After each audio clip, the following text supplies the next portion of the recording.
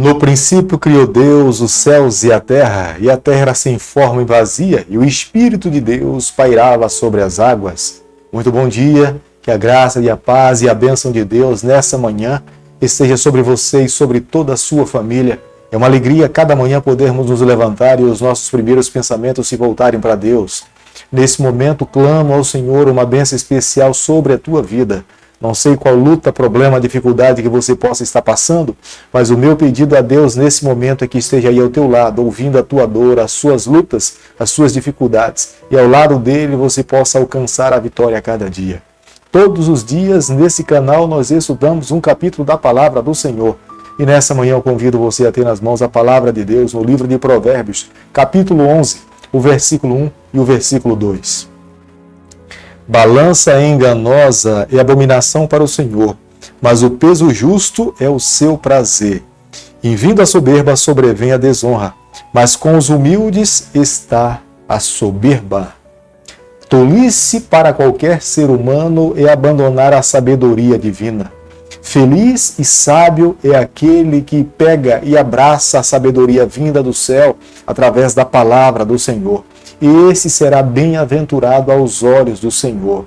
Mas aquele que vive na contramão da palavra de Deus é taxado a viver uma vida infeliz nessa terra e não terá sucesso nos seus planos. O capítulo que nós estamos analisando nessa manhã é uma sabedoria que provém das mãos do Senhor. Nos ensina a viver uma vida moral correta, respeitarmos o nosso semelhante. Da mesma forma como nós nos amamos e queremos o bem para a nossa vida, nós precisamos também respeitar as pessoas que estão ao nosso lado. Vivendo dessa forma é cumprir os ensinamentos do Senhor. No versículo 1 do capítulo que nós estamos estudando nessa manhã, Deus claramente declara abominação para aqueles que vivem uma vida enganando outras pessoas. Balança enganosa, medida enganosa e abominável aos olhos do Senhor. Aqueles que agem dessa forma estão menosprezando o seu semelhante. Os pobres geralmente são os mais prejudicados com esse tipo de balança ou de peso. É a razão pela qual Deus está aqui abominando esse tipo de comportamento. Possivelmente dentro do santuário houvesse uma balança para medir as outras balanças e houvesse uma medida para ser a referência para as outras medidas. Deus não queria que ninguém tirasse proveito do seu semelhante. Em sua grande maioria, os comerciantes daquela época eles usavam uma pedra para que servisse como sendo a medida para vender e outras pedras para comprar. Geralmente, quando eles estavam para comprar alguma coisa, eles tinham uma pedra mais leve, mas quando eles estavam para vender, era uma pedra mais pesada. Dessa forma, eles tiravam vantagem na hora que estavam comprando e da mesma forma também tiravam vantagem na hora que estava vendendo. Deus olhava para esse tipo de comportamento e abominava aqueles comerciantes que agissem dessa forma. Deus esperava que eles agissem na medida certa, da forma honesta, da forma íntegra, porque os olhos do Senhor do céu esquadrinhava e contemplava todas as ações dos seres humanos desse mundo. Infeliz é aquele que vive uma vida soberba nessa terra, porque o soberbo não quer depender de Deus. O soberbo quer viver uma vida independente do Senhor. Como que alguém pode um dia receber a salvação se esse não depende de Cristo, se não confia no Senhor? Aqueles que vivem nessa terra para um dia serem resgatados e estarem ao lado do Senhor, precisam se submeter completamente a Deus. Quando Lúcifer, lá no Jardim do Éden, se rebelou contra Deus, ele tomou uma postura soberba, arrogante, presunçosa, acreditava que poderia ser maior do que Deus, poderia tomar o lugar do Senhor. Foi essa a razão pela qual ele foi expulso do céu e lançado para essa terra. Deus ama os humildes, Deus ama aqueles que buscam depender dele, Deus ama aqueles que reconhecem que são pecador e buscam cura em Jesus Cristo. Deus ama todos aqueles que se submetem a ser guiados pelo Senhor. Como nós podemos ver no versículo 3, Deus ama os íntegros. Mas quais são os tipos de íntegros que Deus ama quando ele prescreve aqui na sua palavra? A integridade que Salomão está mencionando aqui não é aquele que numa caminhada em nenhum momento comete nenhum pecado, mas íntegro é aquele que por alguma razão, pelo fato de ter nascido nesse mundo e ser um pecador, quando transgride a lei de Deus, automaticamente ele se volta para Deus, confessa o seu pecado, renuncia ao mal e Deus lhe recebe e purifica o seu pecado e o seu nome é mantido no livro da vida. Deus considera esse ser humano como sendo íntegro. Os ricos, em alguns momentos, parecem ter vantagem em relação aos pobres, porque eles têm muito dinheiro, têm muito recurso, mas nenhum rico terá condições de comprar um mérito para entrar na vida eterna. Pelo contrário, aqueles que são ricos precisam estar tão ligados a Deus para que a sua riqueza não os impeça de entrar na eternidade. Aqueles que vivem nessa terra precisam aprender a amar mais a Deus do que essa terra. Precisam a cada dia permitir que o seu coração seja conduzido pelo Senhor e não pelos valores desse mundo. A cada dia que vivemos aqui, aqueles que almejam receber a salvação precisam colocar o Senhor como sendo o soberano Senhor do seu coração e amar o seu semelhante como a Ele mesmo. A palavra de Deus é regra de fé e prática para todo cristão.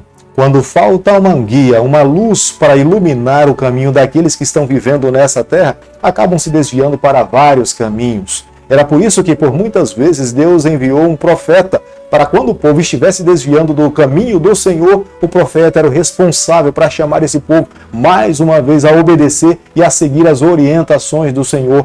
Hoje nós temos em nossas mãos a palavra de Deus. Ela nos guia, ela nos molda, ela mostra o caminho pelo qual nós devemos seguir a cada dia. O mal que existe nesse mundo e aquele que é o responsável para trazer todo o mal a todos os seres humanos jamais poderá ficar impune das consequências das suas ações e dos males que tem trazido para a raça humana.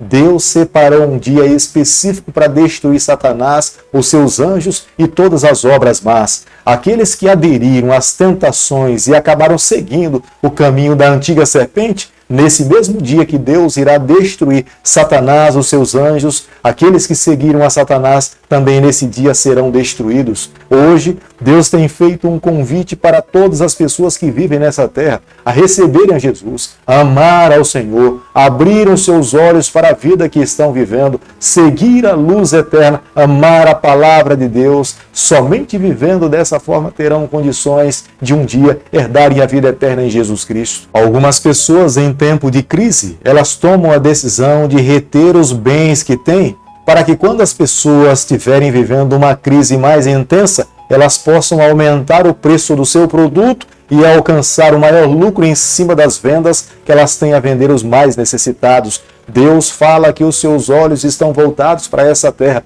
Aqueles que têm esse tipo de comportamento, que tomam essa postura para ganhar dinheiro em tempo de crise, Ele mesmo irá trazer os seus juízos para aquelas pessoas que tomam essa postura. Deus espera que cada um dos seus filhos que vivam nessa terra vivam de uma forma íntegra, justa, pura diante do seu Deus. Aquele que teme a Deus a cada dia busca depender do Senhor, porque ele sabe que as boas obras, os frutos da sua vida, só será possível se esse estiver conectado com Deus, dependendo do Senhor. Somente dessa maneira é possível produzir os bons frutos. No dia de contas do nosso Deus, importa mais ser do que ter. Aqueles que pensam que ter vale mais do que ser, se engana. No dia do juízo do Senhor, importa mais ser um verdadeiro cristão do que ter muitos recursos. Deus não irá perguntar para ninguém quanto você tem, quanto você acumulou, mas Deus irá olhar com bons olhos para aqueles que se tornaram,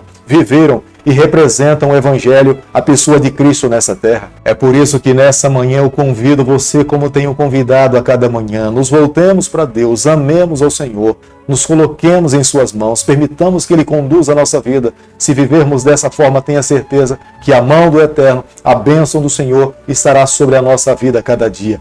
Querido Pai, em Tuas mãos, nessa manhã, mais uma vez, nos colocamos. Queremos ser do Senhor por toda a nossa vida. Fica conosco ao nosso lado. Abençoa a nossa família, os nossos sonhos, os nossos planos. Nós o pedimos em nome de Jesus. Que o Senhor te abençoe e te guarde. Que Ele faça resplandecer o seu rosto sobre você. Que Ele tenha misericórdia de você. Que sobre você, nessa manhã, Ele levante seu rosto e conceda a sua bênção em nome de Jesus. Amém.